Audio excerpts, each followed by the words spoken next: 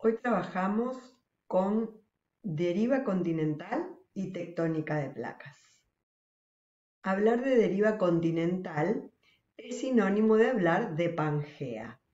Pangea se lo denominó al supercontinente que hace millones de años formaba el planeta Tierra. Los continentes todos unidos en un solo bloque, en una sola masa. En realidad, esa masa continental que formaba un solo continente estaba fracturada. La litosfera estaba fracturada. Por lo tanto, esas fracturas tuvieron movimientos, lo que deriva en la actualidad la constitución de los continentes como hoy los conocemos, o la ubicación de los continentes como hoy los conocemos.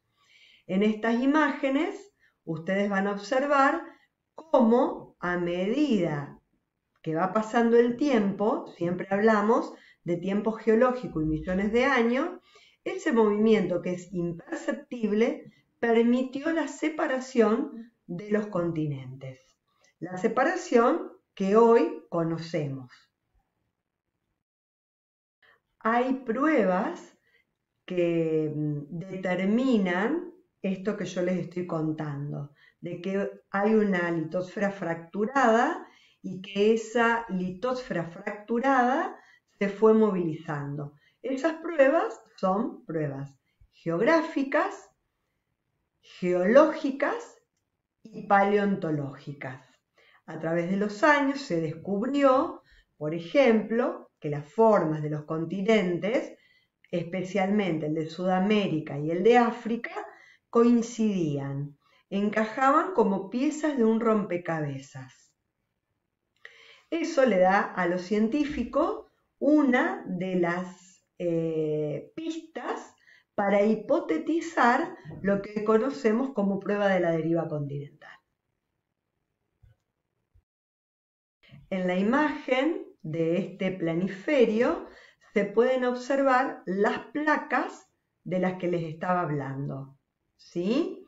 Ustedes observen cómo determinadas masas continentales están en determinadas placas que fueron las que permitieron esa separación de los continentes. Estas flechas que ustedes ven aquí en rojo, ¿sí?, están indicando, en este caso, un movimiento de alejamiento de dos placas. En este otro, un movimiento de acercamientos de placas. Y en el caso de estas flechas, un movimiento de roce o de fricción, donde las placas, en lugar de alejarse o de chocar, friccionan. Ese es un movimiento que genera gran actividad sísmica. Estos son algunos ejemplos de movimientos de las placas, donde hay dos placas, litósfera, oceánica, donde convergen o donde chocan y se unen. Otro ejemplo donde las placas se separan, se alejan unas de otras. En cualquiera de estos dos casos estamos hablando de placas que están representadas o están dentro de la litosfera oceánica. Pero también puede ser que las placas choquen una placa oceánica con una placa continental, o bien se alejen dos placas continentales. En este caso está representado un movimiento divergente. ¿Qué quiere decir esto? Que las placas se alejan, generando un borde que se llama borde divergente.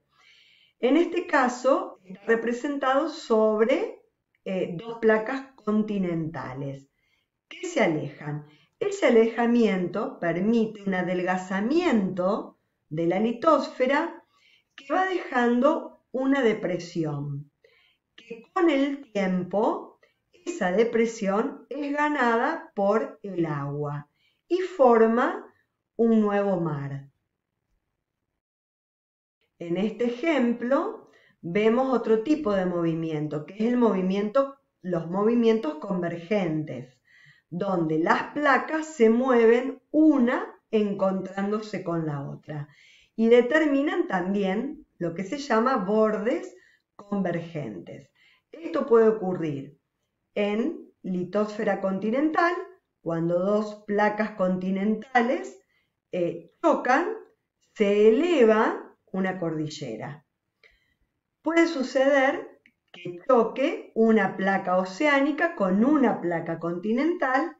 Ese choque permite que la placa oceánica, como es más densa, se introduzca por debajo de la placa continental y la placa continental se eleve, también formando otro tipo de cordilleras. O bien, dos placas oceánicas que chocan y también se levanta una cordillera en la litosfera oceánica, que lo que aparece por encima del agua son los picos o la cima, lo que nosotros vemos como islas. Y por último, los bordes transformantes o movimientos transformantes que permiten la fricción entre una placa y la otra.